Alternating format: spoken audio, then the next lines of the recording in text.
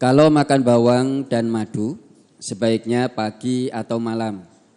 Apakah boleh kunyit, jahe, salam, laos, sereh, digodok, diberi gula aren untuk diminum sehari sekali atau 2 kali sehari? Kalau seledri biasanya diberi air panas, diminum kadangkala untuk cegah darting. Apakah sudah benar, dokter? Untuk mencegah? Tulisannya darting itu. Oh, darah tinggi maksudnya. Oh. Darting ya, ini kan anak-anak milenial itu selalu disingkat. Darting, saya kira nama orang itu. Darah tinggi. Ya. Darting ya, istilah baru ini. Jadi memang kalau merebus itu ada aturannya. Ada aturannya. Jadi sebenarnya dasarnya ini ya, dasarnya itu rebusan itu ini. Temulawak, jahe, kunyit, serai tadi, dasarnya itu. Itu pokoknya, dasarnya. Dasar merebus ramuan itu temulawak, jahe, kunyit, dan serai. Lah nanti tinggal fungsinya untuk apa? Itu untuk secara umum untuk meningkatkan imun sistem, kekebalan tubuh. Kalau ada darah tinggi, kolesterol, dan misalnya asam urat ditambah 3 lembar daun salam. Kalau ada kanker ya ditambah dengan 3 lembar atau 5 lembar daun sirsak. Kalau ada mungkin ambeien misalnya, ya ditambah dengan 5 lembar daun ungu. Dasarnya itu tadi. Karena kalau campuran tidak pas itu saling meniadakan fungsinya, saling meniadakan khasiatnya. Apalagi misalnya kayu manis dengan daun salam, enggak boleh. Kayu manis dengan daun pandan, sebenarnya kurang bagus. Kurang bagus. Ya, kurang bagus. Karena memang di dalam kayu manis itu ada senyawa. Yang ada di teh namanya senyawa apa? Ya. Ada salah satu senyawa yang mengikat vitamin C. Nah, daun-daunan itu banyak mengandung vitamin C dan banyak mengandung zat besi. Tanin ya, tanin. Khas yang dominan di kayu manis tadi, itu yang khas itu adalah kandungan tanin. Nah, tanin ini sifatnya mengikat vitamin C dan zat besi. Makanya kalau kita merebus kayu manis, jangan dengan daun-daunan. Nah, daun-daunan itu biasanya zat besinya tinggi. Dan vitamin C-nya tinggi. Termasuk jangan kita minum rebusan kayu manis, kemudian kita makan buah. Vitamin C-nya nanti tidak bisa diserap oleh tubuh. Vitamin atau zat besinya, Fe-nya nanti tidak bisa diserap oleh tubuh, karena diikat oleh tanin. Tanin ini biasanya ada di teh, di kopi, termasuk kayu manis. Ini kandungan taninnya tinggi, itu mengikat vitamin C dan mengikat zat besi. Nah, untuk apa tadi yang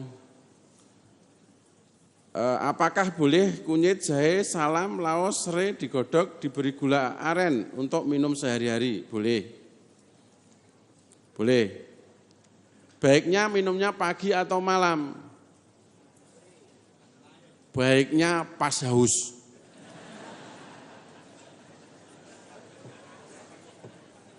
Ya. Pas haus, pas ngelak betul. Nah, itu pas. Malam itu sebaiknya tidak minum ini ya, termasuk rebusan temulawak, jahe, kunyit, serai. Karena itu adalah salah satu senyawa yang sifatnya diuretik. Diuretik itu membantu kelancaran kencing. Kalau minumnya malam nanti kencing terus mengganggu tidurnya. Mengganggu kualitas tidur. Apalagi kami mendapat pasien ya minum akar alang-alang itu malam. Nah, akar alang-alang itu sifatnya diuretik. Sehingga nggak bisa tidur, setengah jam bangun, ya ke belakang kencing, akhirnya mengganggu kualitas tidur. Ya siang itu bagus, atau pagi bagus, siang habis bekerja sampai rumah haus, bagus, langsung habis itu. Nah, langsung habis. Nah, jadi jangan malam ya, malam itu kita minum itu sudah berkurang. Jadi cara minum yang baik itu dimulai dari pagi banyak dulu. Pagi ke siang berkurang, sore berkurang. Malam misalnya 2 jam sebelum tidur 1 gelas saja. Jangan 1 jam sebelum tidur, nanti mengganggu kualitas tidur. Justru akan membebani ginjal kita. Tapi kalau minum pagi, kalau misalnya kita kencing jam 10 atau jam 9 kan tidak mengganggu tidur. Jadi dari pagi banyak, siang mulai berkurang, sore mulai berkurang. Malam itu hanya 1 gelas, idealnya 2 jam sebelum tidur. Biar tidak mengganggu kualitas tidur. Jadi seperti itu Ustaz, mudah-mudahan bisa dipahami. Tadi yang untuk darah tinggi tadi, seledri diberi air panas saja sudah cukup atau belum, Dok? Seledri, ya. Jadi memang untuk penurun darah tinggi, jadi ada 5 komponen ya, 5 obat herbal yang sangat bagus untuk menurunkan kolesterol dan menormalkan tensi. Salah satunya seledri. Boleh seledri dengan air hangat, kemudian airnya diminum, seledrinya juga dimakan. Seledri itu sedap. Boleh, silahkan, itu juga bersifat diuretik. Semua obat atau semua herbal yang untuk menurunkan tensi, untuk memperbaiki sirkulasi pembuluh darah, itu bersifat diuretik. Diuretik itu menyebabkan sering kencing, kencingnya jadi lancar. Baik, ya jadi untuk mencegah darting apakah sudah benar? Seledri biasa diberi air panas. Sudah. Ya 5 favorit ya, 5 yang diunggulkan, bahan yang diunggulkan untuk menormalkan tensi dan kolesterol, kunyit, jahe, seledri, kemudian daun salam dan bawang putih. Nah, 5 yang menjadi andalan. 5 itu kalau kita biasakan, insya Allah kita akan sehat juga. Tensinya normal, kolesterolnya normal, badan jadi fit dan bugar. Dibiasakan saja. Kalau untuk preventif, ya seminggu 2-3 kali. Tidak harus setiap hari. 2-3 kali sudah sangat baik. Tidak harus setiap hari.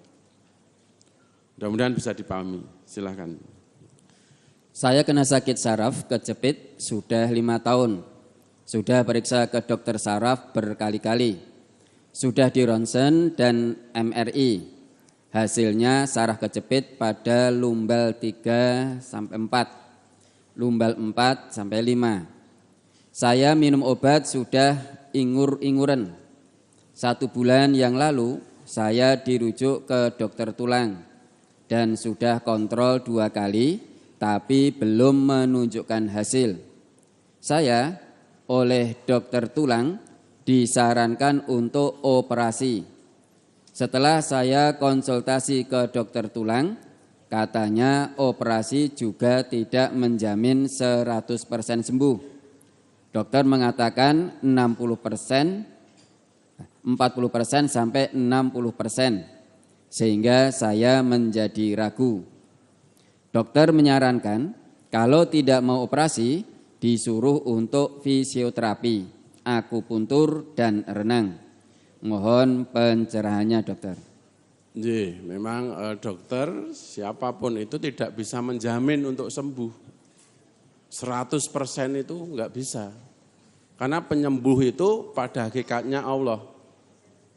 Wa idza maritu fahuwa yasfin.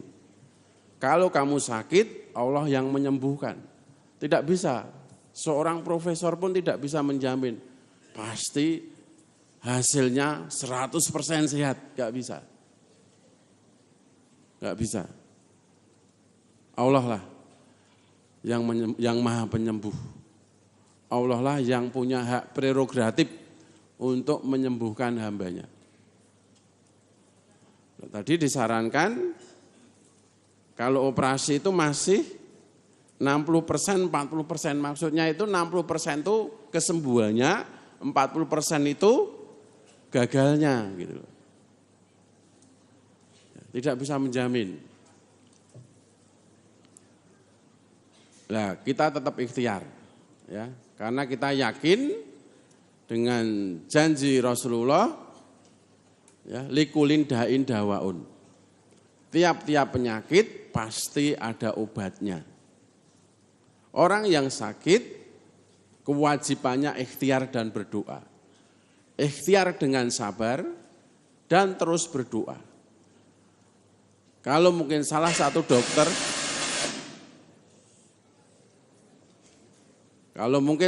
dokter mungkin belum meyakinkan, cari second opini, mungkin ke dokter yang lain. Nah, dokter ini baik, ya, alhamdulillah menyarankan termasuk second opini ini, karena tidak mau dioperasi dan sudah 5 tahun minum obat ingur-inguren. Ingur-inguren itu gimana itu? Bosan itu ya, ingur-inguren. Beliau menyarankan untuk fisioterapi, akupunktur, dan renang. Ya, fisioterapi bagus. Ya. Nanti ada sekarang ini, Bapak, Ibu-ibu, dan semuanya, ada yang namanya senam saraf kejepit. Senam saraf kejepit. Nah, nanti Bapak, Ibu-ibu bisa konsultasi dengan dokter, karena kadang memilih yang salah. Saya sudah mengikuti video ini, senam saraf kejepit, tapi kok belum membaik, karena salah yang diikuti videonya. Ada beberapa, kami punya rekomendasi senam saraf kejepit, bagus, nanti sama di fisioterapi, di saraf, kemudian juga senam saraf kejepit. Ini juga akan meringankan keluhan daripada saraf kejepit. Yang kedua, renang, ya, renang. Akupunktur saya jawab terakhir. Nah, akupunktur ini harus dijelaskan yang detail. Renang juga bagus. Jadi memang saraf kejepit itu ruas dari tulang belakang itu gatuk.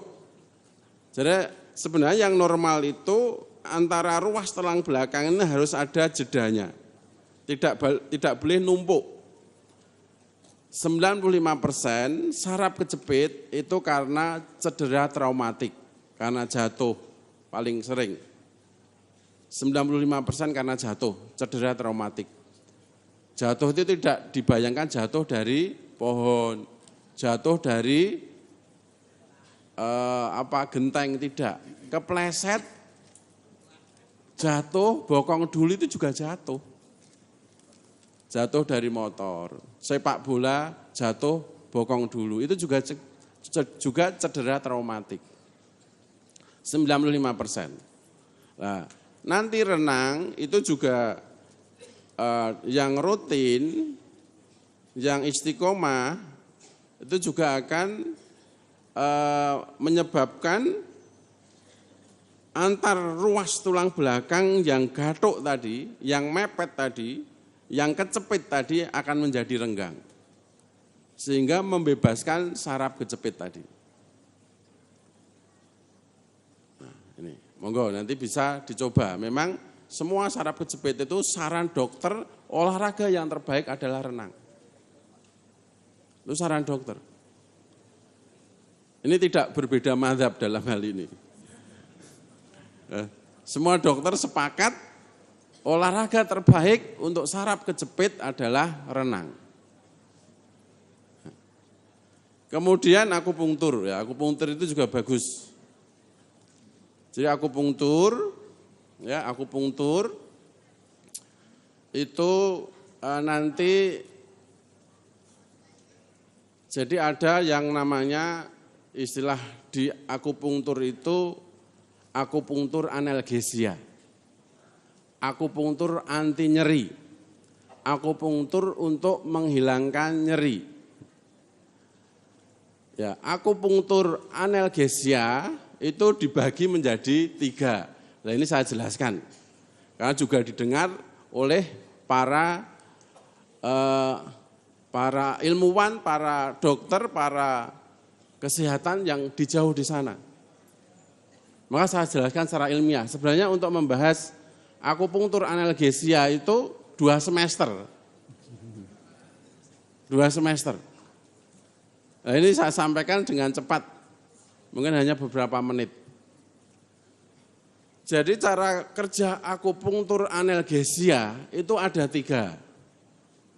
Yang pertama akupunktur analgesia general, artinya anti nyeri secara keseluruhan. Nah ini bekerja pada level otak. Jadi jarum akupunktur itu akan merangsang reseptor di kornu posterior pada medula spinalis. Ini sangat ilmiah ini ya. Medula spinalis itu jadi sumsum tulang belakang sampai ke otak. Nah, kemudian di kornu posterior medula spinalis ini dia akan merangsang pada otak kita,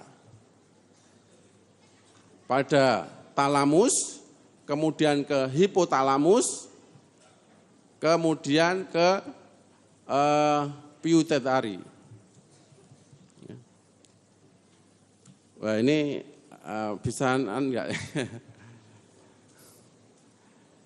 Nah ini akan menghasilkan gini aja, jadi akan menghasilkan yang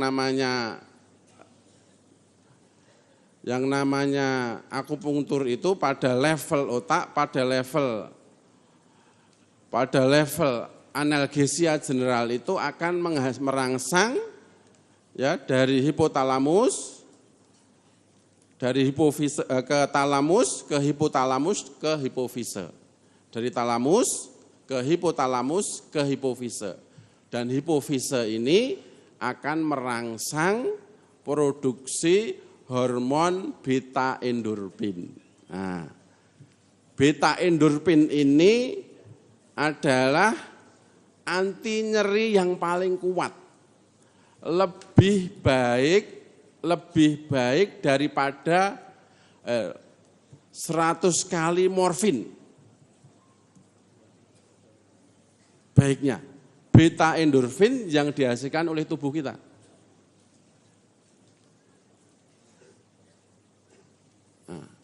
Ini luar biasa, anti nyeri yang luar biasa. Kemudian yang kedua, akupunktur analgesia yang kedua yaitu pada level lokal. Pada level lokal. Pada level lokal ini dia bekerja di batang otak. Ya, di batang otak.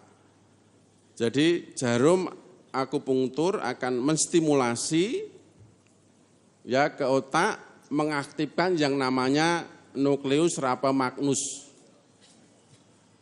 Nukleus rapamagnus ini akan merangsang yang namanya hormon serotonin dan hormon noradrenalin. Nah, ini luar biasa. Pokoknya ada ini aja yang dicatat hormonnya ini saja. Nah, hormon serotonin itu selain sebagai anti nyeri juga sebagai regenerasi sel. Sama hormon namanya hormon noradrenalin yang dihasilkan dari batang otak tadi itu juga akan sebagai anti nyeri dan untuk regenerasi sel. Jadi bisa sembuh, insya Allah dengan pertolongan Allah. Dengan akupunktur. Kombinasi tadi. Yang ketiga pada level segmental. Artinya akupunktur analgesia pada level segmental. Segmental itu ya pada jaringan kulit itu dermatom namanya, mungkin meotom pada otot, pada organ dalam yang namanya viscerotom. Nah, ini juga sulit ya. Yang penting di sini dihasilkan hormon yang namanya hormon methenkephalin. Nah, hormon methenkephalin ini, Bapak, Ibu, dan semuanya juga sebagai anti nyeri. Nah, insya Allah bisa. Dengan akupunktur bisa menghasilkan beberapa hormon. Yang pertama adalah beta endorfin, ini efek general, ya, efek general. Yang kedua bisa menghasilkan hormon yang namanya hormon serotonin dan hormon noradrenalin. Ini sebagai regenerasi sel, juga sebagai anti nyeri. Yang ketiga menghasilkan hormon yang namanya methenkephalin. Ini bisa, secara ilmiah memang dibahas secara utuh ya. Ini hanya secara garis besar saja. Insya Allah nanti juga dikombinasi dengan herbal. Herbal yang anti inflamasi. Insya Allah akan sembuh. Jadi Bapak, Ibu, dan semuanya tidak usah khawatir. Walaupun sakit sudah 5 tahun, belum ada perbaikan, ingat, likulindain dawaun. Tiap-tiap penyakit pasti ada obatnya. Ya, pasti ada obatnya. Wa idza maritu fahuwa yasfin. Dan ini ada pesan dari Al-Ustad. Ya, hubung saya ingat ya. Untuk yang sakit-sakit yang lama. Ini harus saya baca ya, pesan dari Al-Ustad. Ujian sakit bukan akhir segalanya. Ketika tubuh diuji dengan sakit, kelemahan, sesungguhnya itu bukanlah hukuman, melainkan ujian dari Allah Subhanahu wa Ta'ala. Ujian ini datang untuk mengukur kualitas kesabaran dan keyakinan kita. Setiap rasa sakit yang kita derita adalah penggugur dosa dan kafaroh. Maka hadapilah sakit dengan husnudon, selalu berprasangka baik kepada Allah, karena di balik sakit itu tersembunyi pahala kesabaran yang tak terhingga. Kewajiban kita adalah untuk berikhtiar dan berdoa. Nikmatilah, jalani prosesnya dengan sabar dan selalu bersyukur dan selalu berikhtiar. Ambillah hikmahnya. Di saat sakit, kesempatan kita untuk mendekatkan diri kepada Allah semakin besar. Karena di saat sehat kita kadang tidak punya waktu untuk berzikir, tidak punya waktu untuk sholat duha, tidak punya waktu untuk tahajud dan ibadah-ibadah sunnah yang lain. Justru saat sakit inilah kesempatan kita mendekatkan diri kepada Allah. Maka dan sakit inilah cara Allah menegur kita agar kita lebih dekat kepadanya. Jadi yang sakit jangan pesimis. Inilah cara Allah menegur kita. Inilah cara Allah menggugurkan dosa-dosa kita. Dan inilah cara kita untuk berikhtiar, menguji kesabaran kita, menguji kualitas iman kita, menguji kualitas tauhid kita, menguji kesabaran kita. Maka la yukallifullahu nafsan illa wus'aha. Bahwa Allah tidak membebani seorang kecuali menurut kesanggupannya.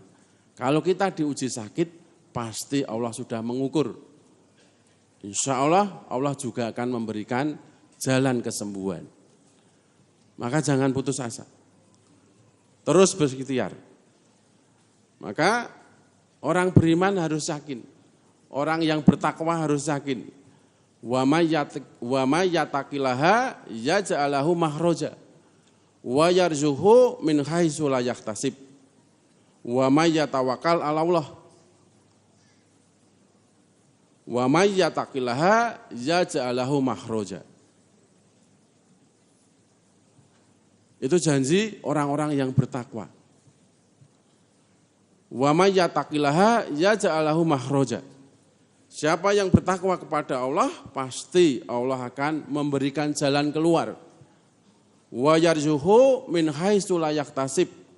Wa may yatawakkal 'ala Allah fa huwa hasbuh. Dan memberinya rezeki dari arah yang tidak disangka-sangka.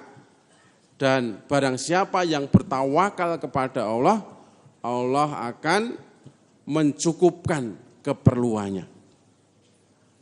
Maka surat Toha ayat 4 yang terakhir, wa may yattaqillaha yaj'alahu min amrihi yusra. Siapa yang bertakwa kepada Allah, niscaya Allah menjadikan kemudahan untuk semua urusannya. Kita yakin. Maka terus berupaya dan terus berupaya. Kemudian beliau juga berpesan, sehat adalah amanah.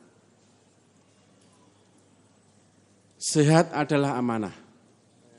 Sebaliknya, saat Allah menganugerahkan nikmat sehat, ketahuilah bahwa itu adalah amanah. Amanah terbesar yang dititipkan di pundak kita. Maka kewajiban kita selalu bersyukur, selalu bersyukur.